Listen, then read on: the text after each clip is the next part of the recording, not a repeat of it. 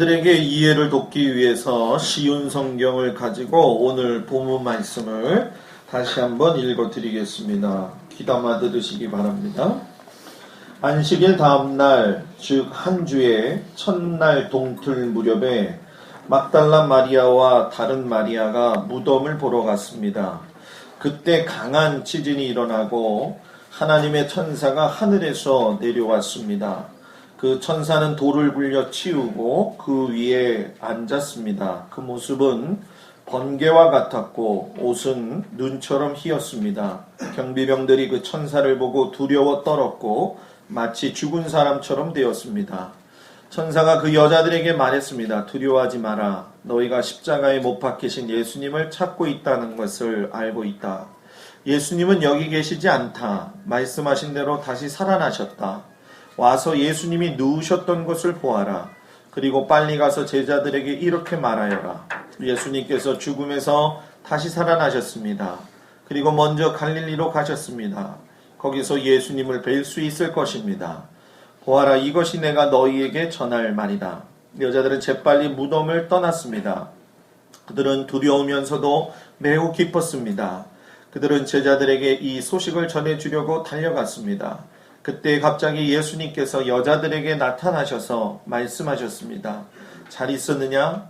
여자들은 예수님께 다가가서 그분의 발을 붙잡고 절을 했습니다. 그러자 예수님께서 말씀하셨습니다. 두려워하지 마라. 가서 내 형제들에게 갈릴리로 가라고 말하여라. 거기서 그들이 나를 볼 것이다. 여자들이 가고 있는 동안 몇몇 경비들도 성으로 들어가 대제사장들에게 일어난 모든 것을 말하였습니다. 대제사장들은 장로들과 함께 모여 의논하였습니다. 이들은 경비병들에게 많은 돈을 주었습니다. 그리고 사람들에게는 밤에 예수의 제자들이 찾아와 우리가 잠든 사이에 그 시체를 훔쳐갔다고 말하여라. 만일 이 이야기가 총독의 귀에 들어가더라도 우리가 잘 말해서 너희를 구해주겠다고 말했습니다. 돈을 받은 경비들은 그들이 시킨 대로 했습니다. 그래서 이런 소문이 유대인들 사이에 널리 퍼지게 되었고 오늘날까지 그렇게 알고 있습니다. 아멘. 할렐루야.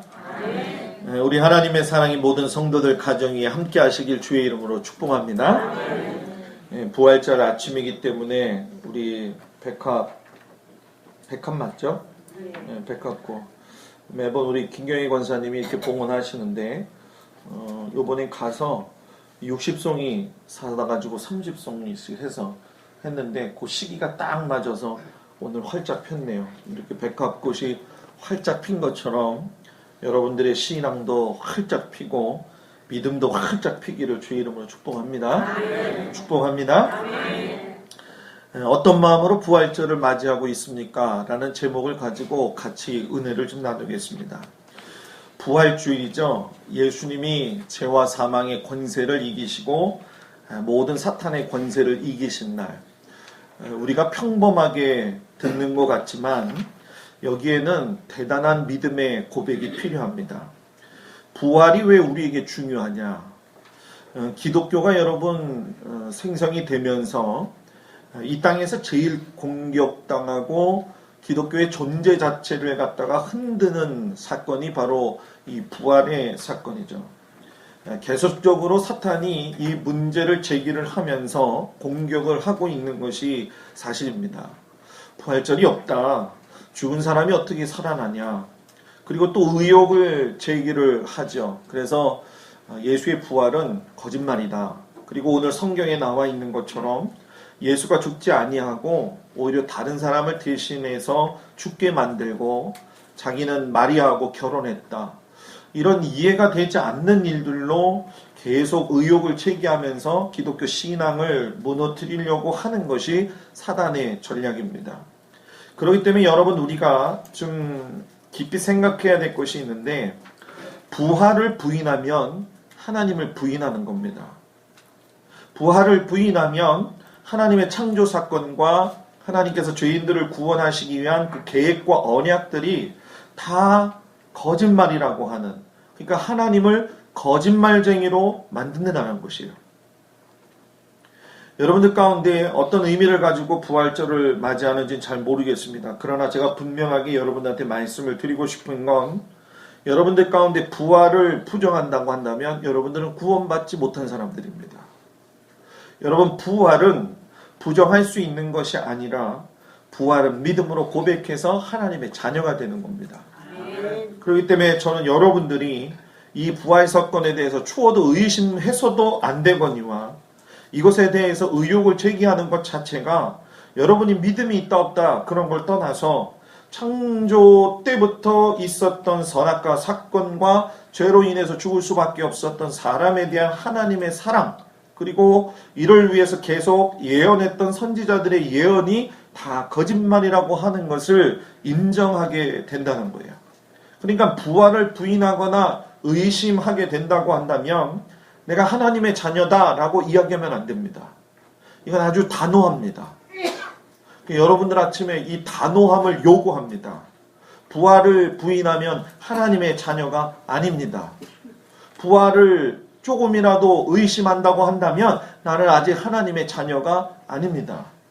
당연히 성도라고 하는 정체성도 없는 겁니다. 근데 여러분, 안타깝게도 오늘날 많은 사람들이 신앙의 생활을 하고 있지만 부활이라고 하는 것을 여전히 지식적으로만 믿을 뿐이지 마음속에 믿지 않는 사람들이 많이 있다는 사실이에요. 하나님의 자녀가 되는 것은 주님의 피 흘리심이 분명히 있었고, 그리고 그 피 흘리심이 십자가의 영광으로서 우리에게 나타나셨다는 것을 분명하게 믿어야 돼요. 그렇기 때문에 부활을 부인하는 사람이 어떻게 예수님의 십자가에 흘린 피의 의미를 알겠냐는 거예요. 부활을 부인하는 사람이 어떻게 하나님이 우리를 사랑하신 거에 대해서 알 수 있겠냐는 거예요. 그렇기 때문에 부활을 부인하면 몸은 이곳에 와 있다 할지라도 여러분, 신앙생활은 거짓말이 되는 겁니다. 부활을 부인하면 목회하지 말아야 됩니다. 교회 밖에도 구원이 있다 이야기하면 설교하지 말아야 됩니다. 요즘 이슈가 되는 게 뭡니까? 동서양의 모든 종교들이 하나의 화합을 이루려고 해요. 친절한 불가지론을 내세워가지고 당신의 의견도 중요하고 내 의견도 중요하니까 받아들이도록 합시다. 이게 오늘날 모든 교회나 또는 신앙을 가진 사람들 또는 타 종교에 있는 사람들이 하나로 뭉쳐지고 있는 아주 못된 버릇이고 습성이라는 거예요. 이런 종교 다원주의적 신앙을 가지면 여러분, 저는 여러분들한테 단호하게 얘기하지만 한 주님을 섬기기를 주의 이름으로 축복합니다. 예수 믿는 사람이 우리가 어떤 상황 속에서도 이런 걸 기억하지 않고 신앙생활 한다는 건 그건 정말로 시간 낭비하고 있다는 거예요. 그래서 저는 우리 성도들이 두렵고 떨리는 마음으로 구원을 이루기를 주의 이름으로 축복합니다. 저는 부활절 메시지를 오늘 두 종류의 사람들을 통해 가지고 부활을 맞이하는 것에다가 초점을 맞췄어요. 한 종류의 사람은 오늘 성경에 읽었던 것처럼 막달라 마리아를 비롯해서 몇 명의 여인들이 예수님의 부활을 맞이하는 모습을 볼 수가 있고, 또 한 부류는 무덤을 지키던 병사들이 예수님의 부활을 맞이하는 모습을 보고 있죠. 자, 이 두 사람의 공통적인 특징이 뭐냐? 이들은 예수님의 부활을 목격한 사람들이라는 거예요. 그런데 나타나는 결과는 다르게 나타났다는 거죠. 그러니까 이 두 가지의 만남을 보면서 내가 어떤 마음으로 신앙생활을 하고 있고 내가 어떻게 부활절을 의미하고 살아가고 있는지, 또 부활의 주님이 나를 위해서 죽으셨다고 한다면 그 기쁨과 그 감사를 내가 어떤 방향으로 가지고 가고 있는지 그 중심을 살펴볼 수 있는 은혜의 시간이 되기를 주의 이름으로 축복합니다. 먼저 우리가 알아볼 게 바로 진리를 거스리는 마음으로 부활을 맞는 병사들의 모습에 대해서 한번 생각해 보자는 거예요. 우리가 지난 일주일 동안 고난주간을 보냈죠. 예수님이 계셨을 때의 이 고난주간이라고 이름은 명명되지 않았겠죠, 그 동안에. 그러나 그 일주일 동안에 일어난 사건을 보게 되면 저는 아마 예루살렘에 속한 모든 사람들이 폭풍 같은 시간을 보내지 않았겠느냐. 예수님이 입성하시면서부터 많은 사람들이 손을 흔들고 또 내려가셔서 성전을 정화하시고 예루살렘 성이 멸망할 것을 또 예언도 하시고 그러시면서 마가의 다락방에서 떡을 떼시고 포도주를 나눠주시면서 자기를 기념하게 하시고 자신의 제자가 나를 갖다가 잡아둘 것이라고 하는 것을 알면서도 그 길을 묵묵히 가셨다고 한다면 잡히시고 고난받는 이런 과정들이 일주일간의 사건 속에서 보게 된다고 한다면 저는 그 속에 속한 사람들이 나타내고 있는 감정과 반응이 되게 급격하게 변화되면서 일어났을 것이다 이런 생각이 들어요. 그러니까 예수님이 나타나심으로 인해서 막 사람들이 어떤 사람들은 막 환호하고 어떤 사람들은 계속 경계하고 있고 또 병사들 같은 경우에는 조롱하고 있고 한 분의 주님이 우리를 위해서 오셨는데도 불구하고 사람들의 감정과 반응이 여러 가지 모습으로 급격하게 일어났을 거라는 거예요. 그리고 그것이 통제되지 않는 사람의 어떤 이중성인 모습으로 드러났을 거라는 거죠. 그 중에서 제일 어려웠던 사람들이 과연 누구였을까 생각을 깊숙이 해봤어요. 그랬더니 병사들이 아니겠는가. 왜냐하면 밀란이 일어날 수 있는 소지도 많이 있었고 또 과격하게 유대주의를 따르고 있는 사람들이 반란을 일으킬 수 있는, 왜냐하면 우리의 메시아가 왔다라고 하는 조건 때문에 그렇게 될 수 있는 다분의 여지가 있었다라고 하는 사실이죠. 그래서 군인들을 좋은 입장에서 저는 생각을 하려고 했어요. 그런데 말씀을 묵상하는 가운데 제 마음속에 이 사람들 참 기회를 잃어버린 사람들이다 이런 마음이었어요. 여러분 가장 가까운 곳에서 예수님의 모든 일거수 일투족을 보았어요. 그들은 심지어 성경에 보게 되면 예수님을 조롱했다고 이야기합니다. 위로부터 받은 명령이기 때문에 그러기도 하겠지만 예수님을 알지 못하는 전형적인 죄인된 인간의 품성을 가지고 있었던 사람들이 바로 이 병사들이죠. 자기들이 듣기는 들었어요. 누구에 대해서요? 예수님에 대해서요. 그런데 그 말이 진실인지 진리인지는 잘 이해가 되지를 않았어요. 왜? 예수님을 직접 만나보지를 못했기 때문에 그렇다는 거죠. 예수님이 행한 일을 듣기는 들었었는데 실상 그들 앞에 지금 예수님은 십자가를 지고 가는 허풍쟁이일 뿐이고 십자가를 지고 가는 살인자의 그런 사형으로 죽어가는 어떤 미치광이의 하나의 모습으로 예수님을 바라봤을 거라는 거예요. 십자가를 지고 가면서 쓰러지고 그의 어머니가 와서 또 막달라 마리아 7 귀신 들린 여인이 와서 불축을 세우고 또 구레네 시몬이 와서 그런 과정이 있다 할지라도 자기들한테는 전혀 감동도 없었을 것이고 어떤 마음도 움직일 수가 없었다는 거예요. 그렇기 때문에 결국 죽고 난 이후에 그들이 해야 될 것 중에 한 가지가 무엇이냐면 예수님의 죽음을 갖다가 지키는 거죠. 지키는 이 과정 속에서 여러분 우리는 그냥 평범하게 성경을 보지만 저는 제가 병사였다고 한다면 대단히 부담감이 갔을 거라는 거예요. 왜 그러냐면은 이들은 자기 일에 충실한 겁니다. 사람들이 원하든 원하지 않든 간에 이 병사들은 자신들의 삶에서 지켜야 될 책임과 직무를 다 한 거예요. 그런데 자신의 책임과 직무를 소홀히 여기지 않은 것은 칭찬할 만하지만 우리가 성경을 계속 읽어보면 우리가 알다시피 신앙적인 변화가 그들의 삶에서 이루어지지 않아요. 자, 이걸 쉽게 표현한다면 무슨 얘기냐 하면 내가 인생 논리 가운데에서 아무리 인격을 가지고 우리들의 삶을 정확한 방법으로 산다고 할지라도 예수님을 만나지 않으면 그 삶에는 변화가 일어나지 않는다는 거예요. 여러분 아무리 인격이 고매하고 아름다운 척하고 우리들이 삶을 살면서 내 모습이 그래도 다른 사람한테 잘 보이겠지 하면서 살지만 결국 이것이 부활의 주님을 알지 못할 때에는 아무런 상관이 없다라는 거예요. 근데 이 병사들이 마음속에서 두려웠을런지는 모르겠지만 한 가지 분명했던 건 흉흉한 소문이 계속 돌고 있었어요. 그건 뭐냐면 예수님이 죽은 지 3일 만에 다시 뭐예요? 살아날 것이라고 하는 것. 근데 그 날의 새벽이 아침에 다가온 겁니다. 그때 성경에서 뭐라고 이야기하냐면 강한 지진이 일어나고 하나님의 천사가 하늘에서 내려왔고 그 천사는 돌을 굴려 치우고 그 위에 앉았다고 그랬어요. 그 돌 위에 앉았다고 그랬어요. 여러분 이 돌이 얼마나 큰 줄 아십니까?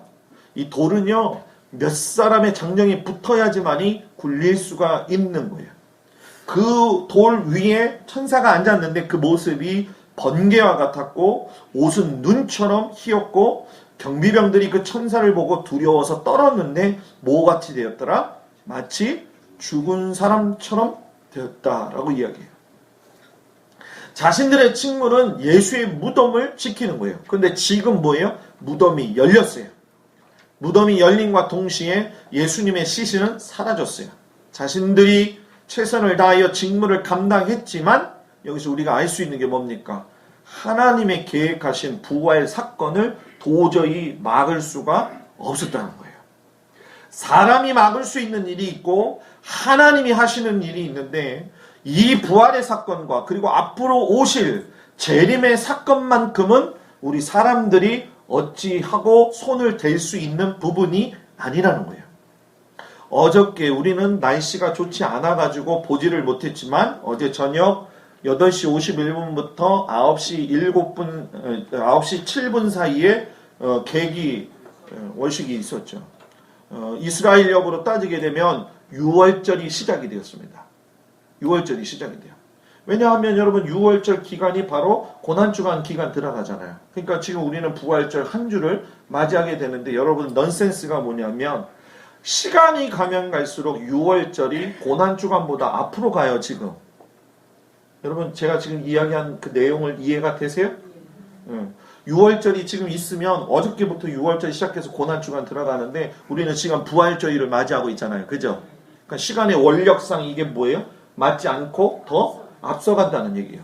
이거 여러분 깊게 생각해야 됩니다. 그냥 무심코 흘릴 문제가 아니라 마지막 때가 가까울수록 예수의 부활에 대한 부분이 희미해지고 그리고 고난주간에 대한 부분도 희미해지고 있다는 거예요. 이건 좀 되게 어려운 부분이기 때문에 시간을 따로 내서 여러분들한테 같이 가르치고 은혜를 나누겠어요. 지금 중요한 건 무덤이 열렸고 예수님의 시신이 사라졌고 그러면서 정말 그들이 마음속으로 생각하면서 두려워했던 것들이 일어났다는 거예요. 예수님이 하신 말씀이 다 맞았다는 게 확인이 된 거예요. 자신들에게 주어진 일에 최선을 다하고 직무를 다 했는데 부활의 사건을 막지 못하고 부활의 사건이 눈앞에 벌어졌다는 거예요. 여러분, 그러면 그들의 삶에서 나와야 될 반응이 무엇인가 생각해 보세요. 자, 다른 곳에 좀 적용을 시켜서 얘기한다고 한다면 주님께서 다시 오신다고 재림하실 것이라고 말씀을 하셨어요. 자, 이 말도 거짓말인가요? 거짓말이 아닌가요? 거짓말이 아니라는 거예요. 그러면 이것을 거짓으로 받아들이는 사람은 주님의 재림의 때에 왔을 때 이 병사들처럼 어떤 반응이 나오게 되겠죠. 그런데 우리는 먼저 살펴볼 수가 있다는 거예요.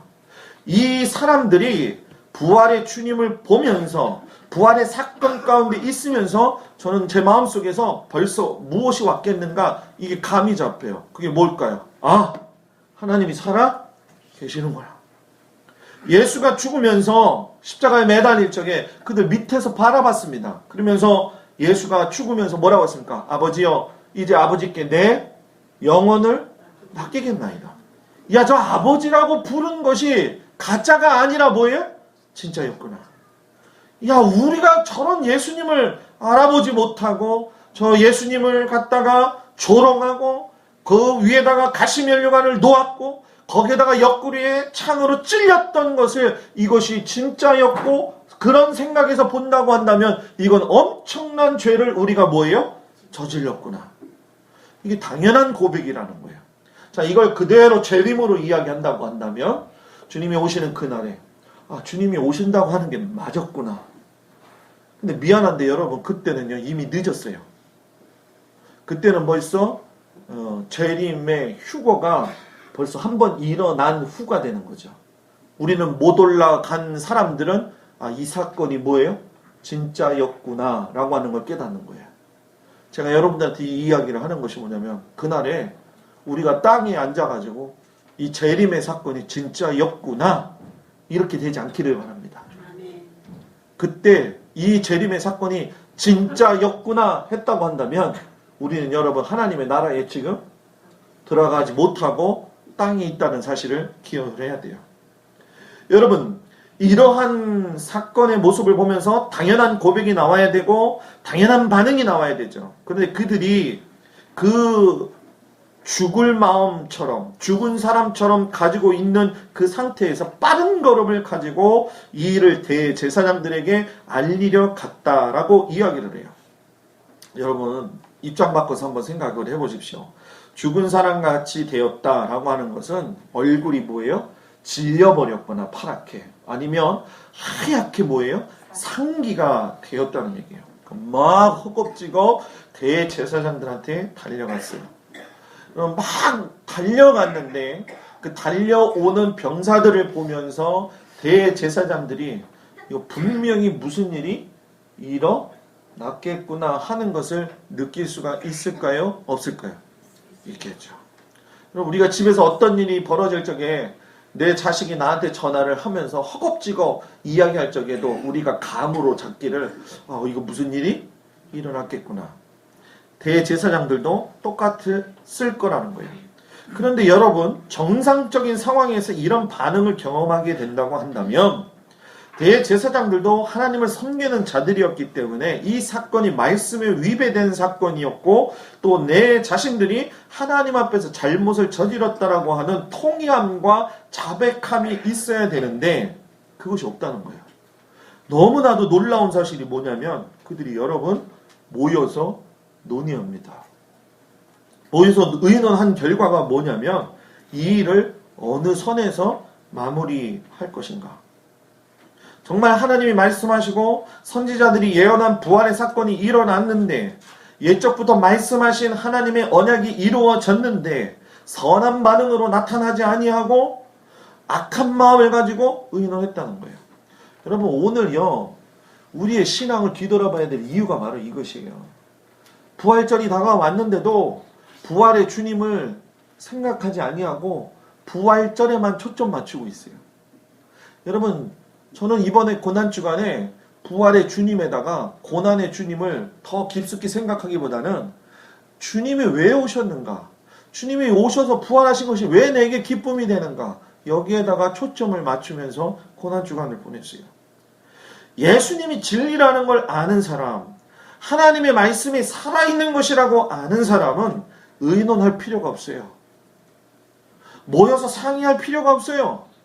모여서 결론을 낼 필요가 없어요. 왜? 이것은 여러분 분명한 사건이기 때문에 말할 가치가 없는 거라는 거예요. 그런데 이 대제사장과 병사들은 뭐라고 이야기합니까? 너희들이 본 것을 말하지 말고 제자들이 예수의 시신을 뭐예요? 훔쳐갔다고 소문을 내라.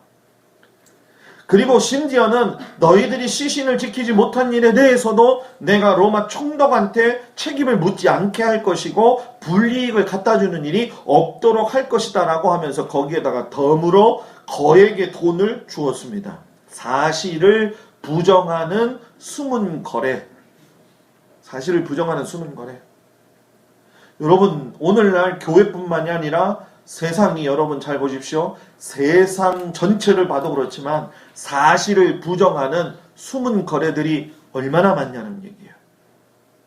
근데 여러분 하나님의 말씀의 진리는 숨길 수 없는 것이 무엇이냐면은 병사들에게만 나타난 것이 아니라 막달라 마리아와 다른 마리아까지 다른 여인들에게 보여주셨다는 거예요.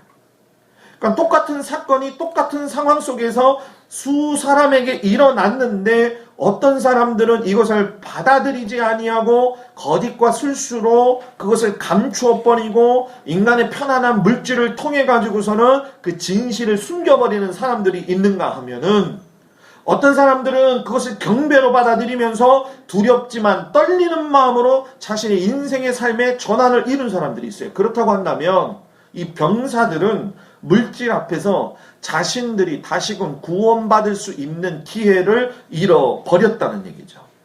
사랑하는 여러분, 복음이 진리인데 그 앞에서 여러분들의 생명을 거절하지 않기를 주의 이름으로 축복합니다. 알고 있다고 한다면 여러분들의 부활의 삶이 여러분들의 삶에서도 일어나기를 주의 이름으로 축복합니다. 그 돈 때문에 몇 푼을 가지고 하나님 앞에서 일어난 그 사건을 마치 그들이 죽은 사람처럼 되었음에도 불구하고 그것을 버렸다라고 한다라고 하는 건 인간이 가지고 있는 속성 중에 물질이 가지고 있는 그 파워력이 하나님의 아들 예수 그리스도를 부인할 만큼의 능력이라는 거예요. 전 여러분들이 그거 알았으면 좋겠어요. 만몬이 여러분 돈이 아니지 않습니까? 물질 아닙니까? 물질을 여러분 사랑하는 건 하나님을 사랑하는 것 이상의 능력, 파워를 가지고 있다는 걸 여기서 보여주고 있는 거예요. 저는 여러분들이 돈을 사랑하는 것이 중요한 것이 아니라 물질을 주신 하나님을 기억하길 주의 이름으로 축복합니다. 그래서 여러분 부활절 뿐만이 아니라 제가 여러분들에게 항상 그 말씀을 드리는 것 중에 한 가지가 뭐냐면 이 신앙이라고 하는 것은 그 마음속에서 이미 결정이 나서 나와요. 왜 결정해서 나오냐면 여러분들 제가 분명히 오늘 오해하지 말고 드십시오. 여러분들이 오면서 부활에 대해서 나는 얼마까지 헌금할 거야 이런 생각을 가지고 다 왔을 거예요. 그죠? 난 여기까지 할 거야. 여러분 그렇게 하면 안 돼요. 앞으로는 그렇게 하면 안 돼요. 부활해 주신 은혜가 감격이 되어진다고 한다면 그 감격의 기쁨을 가지고 그것이 작든 적든 여러분들 마음을 드리라는 거예요. 지금 제가 이야기하는 그 의도를 알겠어요? 네? 이렇게 형식적으로 드리지 말라는 거예요. 우리 지금 여기 보니까 2, 4, 6, 8, 12, 24개야. 우리 교인 85, 7, 8명까지만. 그러면 24개면 60개가 없다는 거야. 60개가 없다는 거야. 이걸 모으는 이유가 뭐겠어요? 제가 얘기했잖아요. 지난주에 선교부장님이 들어오셔서 보고해줬어요. 목사님, 이러이러한 할머니가 있습니다. 예, 우리 거기다 할 겁니다.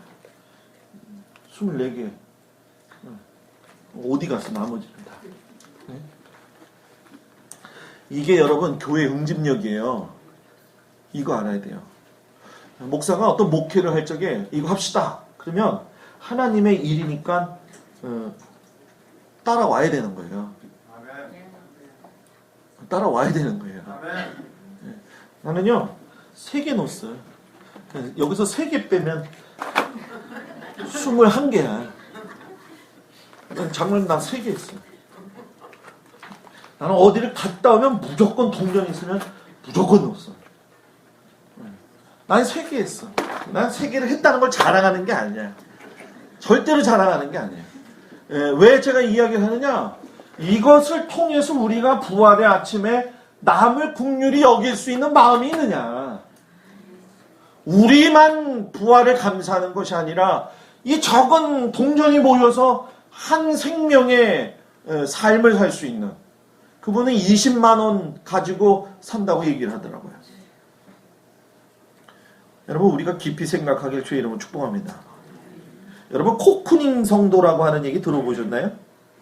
코쿠닝 성도, 코쿠닝. 코쿠닝이라는 게 미래학자 그 페이스 파콘이라고 하는 사람이 쓴 내용인데 단어예요.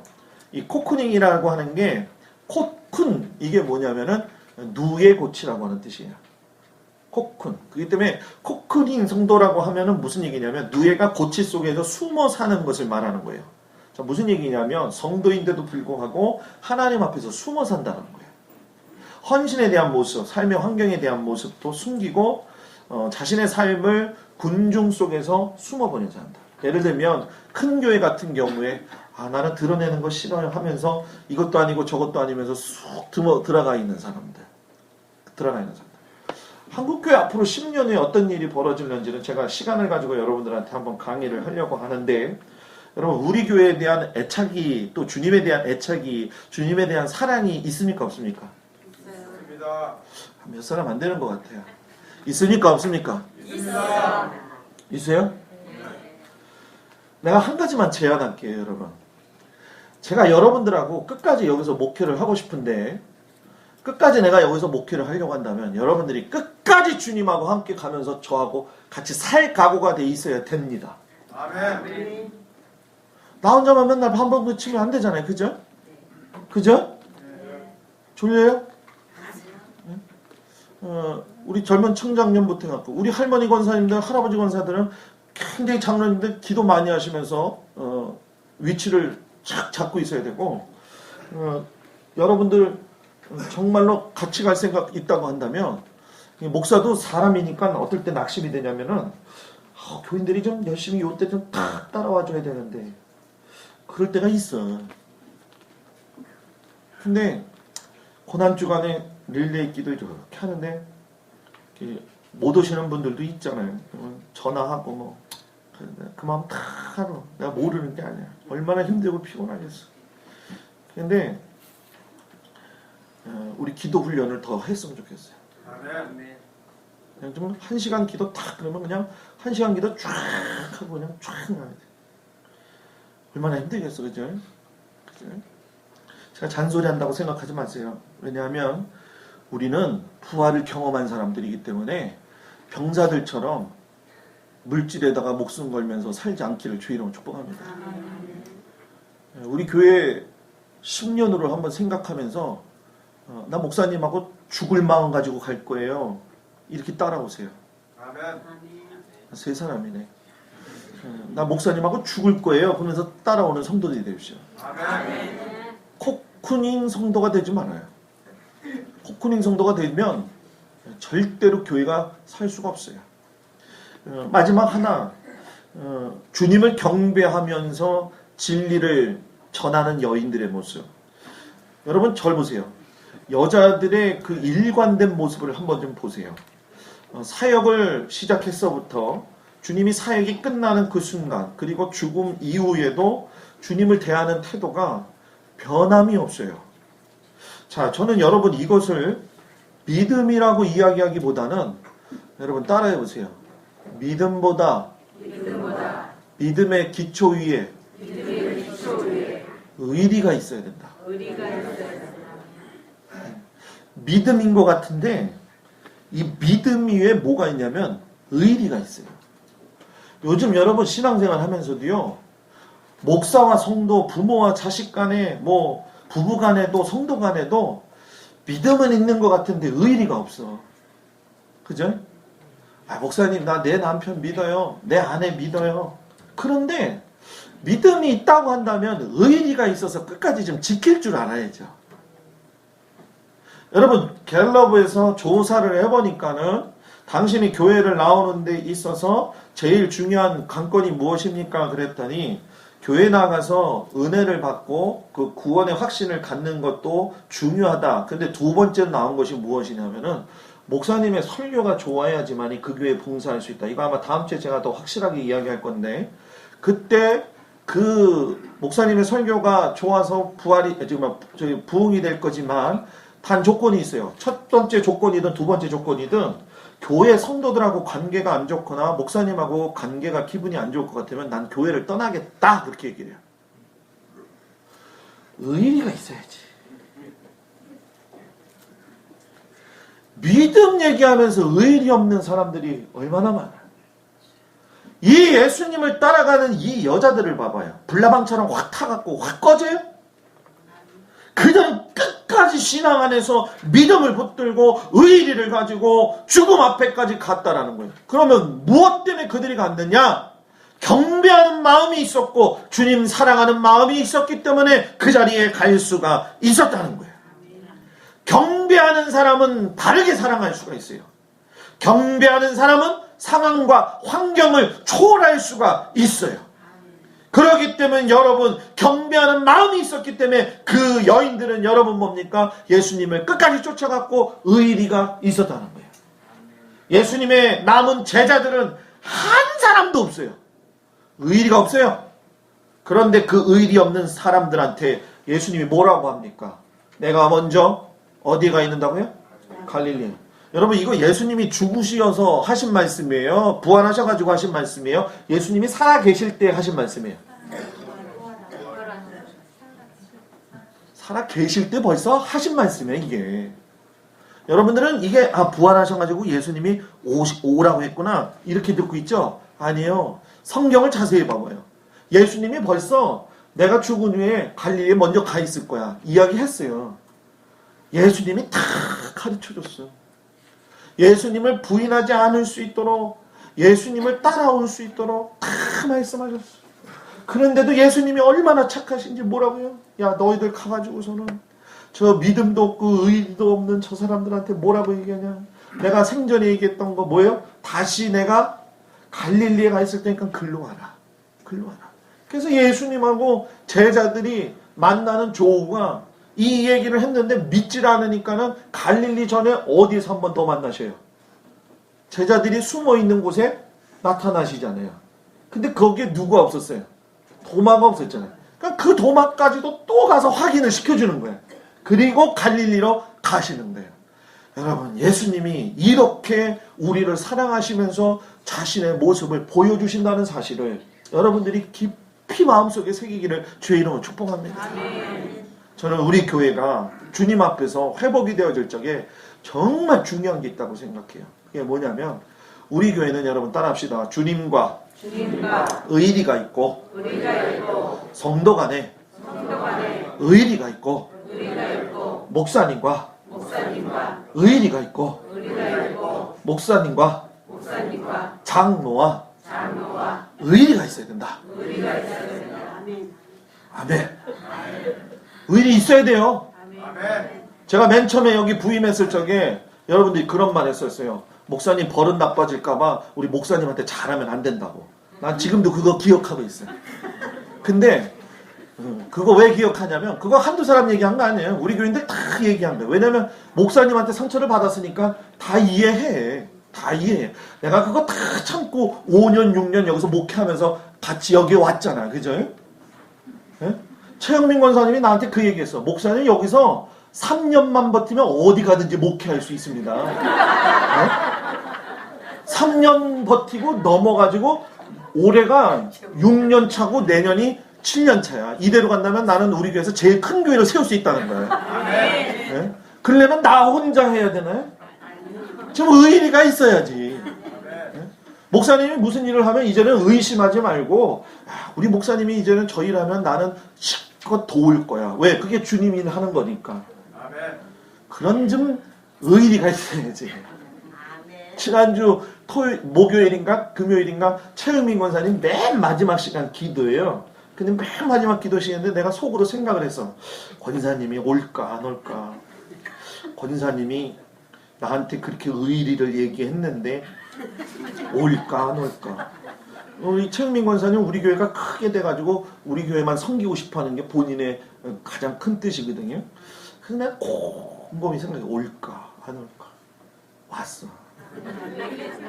그 자리에 지켜가지고 1시간 톡톡 하고 기도하고 가는데 물론 다른 권사님들도 왔지만 장로님들도 오시고 다 왔고 또 오고 싶어도 못 오고 하나님 앞에 영광된 모습으로 오늘도 오신 분들이 있죠. 다 누가 잘못했다 이런 얘기 하는 게 아니야 지금.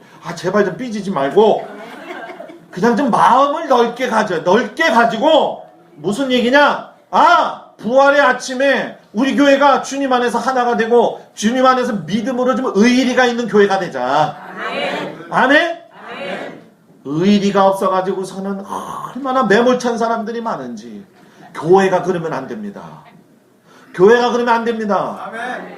목사와 성도가 그러면 안 됩니다. 아멘. 여러분 저는 우리 성도들이 이 부활의 아침에 오늘 성만찬하고 좀 10분 길어졌어요. 그러나 여러분 주님이 주신 믿음의 의리를 가지고 승리하는 저와 여러분들이 되기를 주의 이름으로 축복합니다. 아멘. 자, 옆 사람 보고 인사합시다. 의리 좀 있게 삽시다. 우리 다 같이 일어나시고 하나님 앞에 제가 기도하고 예배를 마치겠습니다. 옆 사람 손을 잡으세요. 의리가 같이 있는 사람들하고 좀 소리를 잡으세요. 네. 자, 눈을 감으시다. 아버지 하나님, 부활의 아침에 주님 앞에 기도합니다. 하나님께서 저희 교회를 사랑하여 주셔서 아버지 그 어려운 가운데서도 주님의 몸된 교회를 세우시고 수많은 사람들이 우리 교회에 대해서 궁금하고 저 교회가 언제 무너질까? 언제 무너질까? 그랬는데 그런 와중 속에서 지켜주시고 그런 와중 속에서 인도해 주셔서 하나님 지금의 교회가 이렇게 든든히 서갈 수 있게 하시